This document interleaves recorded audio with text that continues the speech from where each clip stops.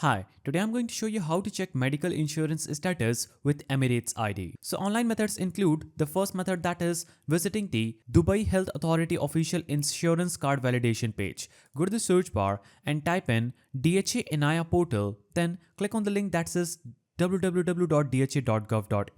When you click on this link, you'll be on this page. Here, you can simply enter your Emirates ID number and solve the CAPTCHA. So in this section, what you'll have to simply do is click on the login icon option at the top right, then enter your Emirates ID number and solve the CAPTCHA. Then click submit to instantly view your insurance status, policy number, insurer details, network tier, and expiry date, and you can download or print the result for records. Then another way is insurance provider website or app. So go to your insurer's official website or download their mobile application. Look for options like check insurance status, my policy, or view my plan, and enter your Emirates ID number to see details of your coverage, benefits, and policy validation. Because most UAE insurer now offer instant lookup tied to your Emirates ID. Now, another way is at clinics or hospitals. So simply present your Emirates ID at registration.